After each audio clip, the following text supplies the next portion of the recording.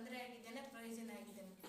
ಗೃಹಲಕ್ಷ್ಮಿ ಬಗ್ಗೆ ಹೇಳ್ಬೇಕಂದ್ರೆ first of all ಹೇಳ್ಬೇಕಂದ್ರೆ ತೊಂದರೆನೇ ಜಾಸ್ತಿ ಇರೋದು. ಅದೇ ಹೆಂಗಂದ್ರೆ ಗೃಹಲಕ್ಷ್ಮಿ ಒಂದು ಕುಟುಂಬದಾಗ ಒಬ್ರಿಗೆ ಮಾತ್ರ ಕೊಡ್ಬೇಕಂತೈತಿ. ಈಗ ಒಂದು ಕುಟುಂಬ ಅಂತ ಐತಿ ಕರೆಕ್ಟ್, ಆ ಕುಟುಂಬದಲ್ಲಿ ವಿಭಕ್ತ ಕುಟುಂಬ ಇದ್ರ ಸರಿ, ಅವಿಭಕ್ತ ಕುಟುಂಬ ಇದ್ದೂ ಕೂಡ ವಿಭಕ್ತ ಕುಟುಂಬ ಅಂತೇಳಿ ಒಂದೊಂದು ಕುಟುಂಬದಲ್ಲಿ ನಾಲ್ಕು ಜನ ಗೃಹಲಕ್ಷ್ಮಿ ತೊಂದರೆನೇ ಜಾಸ್ತಿ ಆಗಿದೆ ಹೊರತು ಉಪಯೋಗ ಅಂತೂ ಇಲ್ಲ. ಬಡ ಜನರಿಗೆ ಕೊಡ್ಬೇಕಂತೇಳಿ ಗೃಹಲಕ್ಷ್ಮಿ ಮಾಡೈತಿ. ಬಡ ಜನರಿಗೆ ಗೃಹಲಕ್ಷ್ಮಿ ಮಾಡಿದ ಮೇಲೆ ಶ್ರೀಮಂತರಿದ್ದು ವಿಭಕ್ತ ಕುಟುಂಬ ಇದ್ದು ಸತಿಗನು ಯಾಕೆ ಗೃಹಲಕ್ಷ್ಮಿ ಕೊಡಬೇಕು? ಅದರಿಂದ ಕೆಟ್ಟದ್ದೇ ಜಾಸ್ತಿ ಇರೋದು. ಸರ್ಕಾರಕ್ಕೆ ಜನ ಮೋಸ ಮಾಡ್ತಾ ಇದ್ರು, ಜನರಿಗೆ ಸರ್ಕಾರ ಮೋಸ ಮಾಡ್ತಾ ಇದೆ ಅನ್ನೋದು ಆ ಟಾಪಿಕ್ ಮಾಡಿರಲ್ಲ. ಅವರ ತಿಳ್ಕೊಬೇಕನ್ನ ಗೃಹಲಕ್ಷ್ಮಿ ಕೊಟ್ಟಂತ ಸಿದ್ದರಾಮಯ್ಯನ ತಿಳ್ಕೊಬೇಕು, ನಾ ಮಾಡಿದ್ದು ಕರೆಕ್ಟ್ ಐತಾ, ನಾ ಮಾಡಿದ ಸರಿ ತಪ್ಪೈತಾ. ಆ ಗೃಹಲಕ್ಷ್ಮಿಯಿಂದ ಉಪಯೋಗಿಗಿಂತನೂ ತೊಂದರೆಗಳೇ ಜಾಸ್ತಿ ಐತಿ. ಈಗ ಹತ್ತಿಗೂ ಬರುತ್ತೆ, ಸೊಸೆ ಅಂದ್ರೆ 3 ಜನ ಅದ್ರ, ಸೊಸೆ ಅಂದ್ರಿಗೆ 3 ಜನರಿಗೆ ಬರುತ್ತಾ. ಈ ಸಣ್ಣ ಮಗಂದು ಒಂದು ಕುಟುಂಬ, ನಡಕಲ್ ಮಗಂದು ಒಂದು ಕುಟುಂಬ, ಹಿರೇ ಮಗಂದು ಒಂದು ಕುಟುಂಬ, ಹತ್ತಿ ಮಾವಂದು ಒಂದು ಕುಟುಂಬ, ಇದಿಷ್ಟು ಇರೋದು ಒಂದೇ ಕುಟುಂಬ. ಅದ್ರೊಳಗೆ ಮಾಡಿದ್ರೆ 4 ಜನರದ್ದು ಗೃಹಲಕ್ಷ್ಮಿ ತೊಗೊಂಡ್ರೆ. ಹಂಗಾದ್ರೆ ಹಿಂಗೆ ಅವ್ರು ದುಡಿಯಾಕೆ ಹೊರ್ಯಾಕೆ ಹೋಗೋದ ಬೇಕಾಗಿಲ್ಲಲ್ಲ. 4 ಜನರು ಒಟ್ಟಿಗೆ ತೊಗೊಂಡ್ರೆ ವರ್ಷ ತಿಂಗಳಿಗೆ 8,000 ರೂಪಾಯಿ ಪೇಮೆಂಟ್ ಆಗುತ್ತಾ. 8,000 ರೂಪಾಯಿ ಪೇಮೆಂಟ್ ಆಗಿದ್ದ ಮತ್ತೆ ಯಾಕೆ ದುಡಿಬೇಕು? ಈಗ ಈ ರೀತಿ ಆದ್ರೂ ಮತ್ತೆ ಉಳಿದು ಮಾಡೋದು ಯಾಕೆ, ಕೆಲಸ ಮಾಡೋದು ಯಾಕೆ? ಸುಮ್ಮನೆ ಗೃಹಲಕ್ಷ್ಮಿ ಮಡ್ಕೊಂತ ಹೋಗ್ಬಿಟ್ರೆ ಸುಮ್ಮನೆ ಎಲ್ಲರೂ ಮನೆಗೆ ಇರ್ತಾರಲ್ಲ, ಚಿರ್ಕಾಕೊಂಡು ಒಳಗೆ ಕೂತ್ಕೊಂಡು ತಿಂದ್ಬಿಟ್ರೆ ಆಯ್ತಲ್ಲ. ಈ ಗೃಹಲಕ್ಷ್ಮಿಯಿಂದ ಉಪಯೋಗಕ್ಕಿಂತ ಅನಾನುಕೂಲನೇ ಜಾಸ್ತಿ ಇರೋದು. ಗೃಹಲಕ್ಷ್ಮಿ ಮಾಡಿದ್ರೆ ಬಡ ಕುಟುಂಬ ಇದ್ದಂಥವ್ರಿಗೆ ಕರೆಕ್ಟಾಗಿ ನೋಡಿ ಸರ್ಚ್ ಮಾಡಿ ಮಾಡೋದಾದ್ರೆ ಗೃಹಲಕ್ಷ್ಮಿ ಮಾಡಬೇಕು. ಈ ಬಡ ಕುಟುಂಬದಲ್ಲಿ ಏನೈತೆ ಗೊತ್ತಾ, ಈಗ ತಂದೆ ತಾಯಿ ಮಕ್ಕಳು ಕರೆಕ್ಟ್ ಆಧಾರ ಇಲ್ಲ, ಅವಿಭಕ್ತ ಕುಟುಂಬ ಐತಾ ಏನು ವಿಭಕ್ತ ಕುಟುಂಬ ಐತಾ ಅಂತ ನೋಡಿ ಗೃಹಲಕ್ಷ್ಮಿ ಮಾಡಿದ್ರೆ ಅದರಿಂದ ಅನುಕೂಲ ಐತಿ.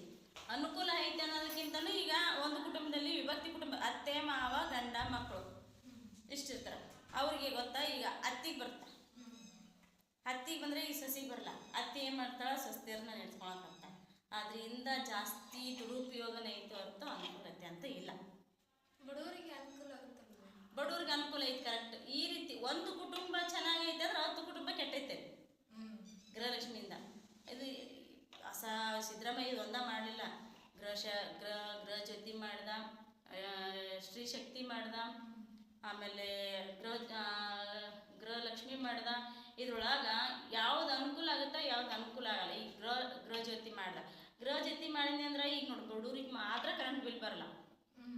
ಉಳ್ಕೆದಂತರಿಗೆ ಜಾಸ್ತಿ ಕರೆಂಟ್ ಉಪಯೋಗಿಸೋರಿಗೆ ಕರೆಂಟ್ ಬಿಲ್ ಬರುತ್ತಾ. ಆ ರೀತಿ ಮಾಡಿ ಈ ಗೃಹಲಕ್ಷ್ಮಿ ಮಾಡಿದ್ನಿ ಅಂದ್ರೆ ಅನುಕೂಲತೆ ಆಯಿತು ಅನ್ಬೋದಿತ್ತು. ಈ ಅನುಕೂಲಕ್ಕಿಂತನೂ ದುರುಪಯೋಗ ಪಡಿಸ್ಕೊಂಡಿದ್ದ ಕುಟುಂಬನೇ ಜಾಸ್ತಿ. ಒಂದು ಕುಟುಂಬದಲ್ಲಿ ಒಬ್ರಿಗೆ ಮಾತ್ರ ಅಂತ ಐತಿ ಗೃಹಲಕ್ಷ್ಮಿ ಕೊಡ್ಬೇಕಾದ್ರೆ. ಒಂದು ಕುಟುಂಬದಲ್ಲಿ 4 ಜನ ಗೃಹಲಕ್ಷ್ಮಿ ತಗೊಂಡ ಅದು ಹೆಂಗೆ ಗೃಹಲಕ್ಷ್ಮಿ ಆಯ್ತು? ಆಗೋದಿಲ್ಲ. ಅದು ಮಾಡಿರೋದು ಉಪಯೋಗ ಅಂತೂ ಖಂಡಿತ ಆಗಿಲ್ಲ, ದುರುಪಯೋಗನೇ ಜಾಸ್ತಿ ಆಗೈತಿ. ಅದನ್ನ ಬಿಟ್ಟು ಬೇರೆ ಏನು ಸರ್ಕಾರ ಏನು ಕೊಡ್ಬೇಕಿತ್ತು? ಈ ಯೋಜನೆ ಬಿಟ್ಟು ಬೇರೆ ಯೋಜನೆ ತರ್ಬೋದಿತ್ತ ಸಿದ್ದರಾಮಯ್ಯನವರು? ಕರೆಕ್ಟ್, ಸಿದ್ದರಾಮಯ್ಯನವರು ಈ ಯೋಜನೆ ಬಿಟ್ಟು ಬೇರೆ ಯೋಜನೆ ಮಾಡಬೇಕಿತ್ತು. ಈ ಯೋಜನೆನ ಗೃಹಲಕ್ಷ್ಮಿ ಅಂತ ಕೊಡೋ ಬದಲು ಈ ಗೃಹಲಕ್ಷ್ಮಿ ಬದಲಾಗಿ ಗೃಹಕ್ಕಂದ್ರೆ ಮಾಡಲಿ, ಪ್ರತಿಯೊಂದು ಕುಟುಂಬಕ್ಕೆ ಕೊಡ್ಬೇಕಂತ ಗೃಹಲಕ್ಷ್ಮಿ ಮಾಡಿರಲ್ಲ. ಗೃಹಲಕ್ಷ್ಮಿ ಬದಲಾಗಿ ಪ್ರತಿಯೊಂದು ಕುಟುಂಬಕ್ಕೆ ಹೆಣ್ಮಕ್ಳಿಗೆ ಅಷ್ಟ. ಈಗ ನೋಡಿ ಬ್ಯಾಡ, ಈಗ ಅದು ಬ್ಯಾಡ ತೆಗೆದು ಸೀರೆ ಕೊಡಬೇಕು ಅಂತೇಳಿ ಮಾಡ್ಯಾರ. ಕುಟುಂಬಕ್ಕೆ 2 ಸೀರೆ ಆದ್ರೆ ಅತ್ತಿ ಒಂದು ಸೊಸೆ ಒಂದು ಹಂಚ್ಕೊಳಕರ ದಾರಿ ಆಗುತ್ತ. ಇದು ಗೃಹಲಕ್ಷ್ಮಿ ಅಂತ ಹಾಕಿ ನನಗೂ ಬಂತಂತ ಇವ್ರ ಮೇಲಕ್ಕೆ ಹೋಗೋದು, ನನಗೂ ಬಂತಂತ ಇವ್ರ ಮೇಲೆ ಹೋಗೋದು. ಈ ಸಮಾನತೆ ಅನ್ನೋದು ಹೋಗ್ಬಿಟ್ಟೈತಿ, ಈಗ ವಿಂಗಡಣೆ ಆಗೈತಿ. ಅದ್ರ ಬದಲಾಗಿ ಈ ಸೀರೆ ಕೊಡ್ಬೇಕು ಅಂತ ಬಂದೈತಿ ನೋಡು, ಆ ರೀತಿ ಮಾಡಿದ್ರೆ ಅನುಕೂಲ. ಅದಕ್ಕಿಂತನೂ ಈಗ ಯುವ ನಿಧಿ ಅಂತ ಮಾಡ್ಯಾರ. ಯುವ ನಿಧಿ ಮಾಡೋದಕ್ಕಿಂತನೂ ಯುವ ಉದ್ಯೋಗ ಅಂತ ಒಂದು ಪ್ರತಿಯೊಬ್ಬ ವ್ಯಕ್ತಿಗೂ ಉದ್ಯೋಗ ಅನ್ನೋದನ್ನ ಕಲ್ಪಿಸ್ಕೊಟ್ನೆ ಅಂದ್ರೆ ಪ್ರತಿಯೊಬ್ಬರಿಗೆ ಜೀವನದಲ್ಲಿ ನಾವು ದುಡಿಬೇಕಲ್ಲ, ನಮ್ಮ ಕಾಲ ಮೇಲೆ ನಾವು ನಿಲ್ಬೇಕು, ಸ್ಟ್ಯಾಂಡರ್ಡ್ ಇರ್ಬೇಕು ಅನ್ನೋದೊಂದು ಅವ್ರ ಮೈಂಡೆಡ್ ಬರುತ್ತೆ. ಈಗ ಯುವ ನಿಧಿ ತೊಗೊಂಡು ಮಕ್ಕಳು ನಿಧಿ ಮಾಡ್ತಾರೆ, 2,000 ರೂಪಾಯಿ ಬರುತ್ತೆ, ತರ್ತಾರ ತಿಂತಾರ ಮುಖಂತಾರ. ಇದನ್ನ ಮಾಡೋದಕ್ಕಿಂತನೂ ಪ್ರತಿಯೊಬ್ಬ ಪ್ರಜೆಗೂ ಯುವ ನಿಧಿ ಬದಲಾಗಿ ಯುವ ಉದ್ಯೋಗ ಅನ್ನೋ ಒಂದು ಕಾನ್ಸೆಪ್ಟ್ ತಂದೆ ಅಂದ್ರೆ ಚೆನ್ನಾಗಿರುತ್ತೆ. ಇನ್ನೊಂದು ಕ್ವಶನ್, ಸಿದ್ದರಾಮಯ್ಯನವರು ನಾವು ಇದು ವಿದ್ಯಾರ್ಥಿಗಂತ ಡಿಗ್ರಿ ಮುಗಿದಾದ್ಮೇಲೆ ಅಲ್ಲ ರೊಕ್ಕ ಬರ್ತದೆ.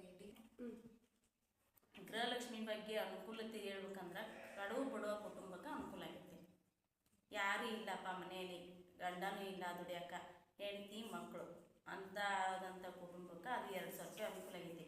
ಈಗ ಬಾಡ್ಗೆ ಮನೆ ಬಾಡ್ಗೆ ಕಟ್ಟೋದಕ್ಕೆ ಮನೆಗೆ ರೇಷನ್ ತಂದು ಹಾಕ್ಯಣದಕ್ಕೆ ಅವ್ರಿಗೆ ಏನೋ ಒಂದು ಸ್ವಲ್ಪ ದುಡ್ದು ಹುಡುಗರು ವಿದ್ಯಾಭ್ಯಾಸ ಕಲಿಸೋದಕ್ಕೆ ಗೃಹಲಕ್ಷ್ಮಿ ಕೆಲವು ಜನರಿಗೆ ಅನುಕೂಲ ಆಗೈತೆ, ಕೆಲವು ಜನರಿಗೆ ಅನಾನುಕೂಲ ಆಗೈತೆ. ಅನಾನುಕೂಲದ ನಿಮ್ಗೆ ಹೇಳಿದೆ ಈಗಾಗಲೇ ಈ ರೀತಿ ಆಗೈತಿ ಅನ್ನೋ ಅನಾನುಕೂಲ ಜಾಸ್ತಿ ಆಗೈತಿ. ಅನಾನುಕೂಲ ಎಷ್ಟು ಹೆಚ್ಚಾಗಿತ್ತೋ ಅದಕ್ಕೆ 75% ಅನಾನುಕೂಲ ಆಗೈತಿ, 55% ಮಾತ್ರ ಅನುಕೂಲ ಆಗೈತಿ.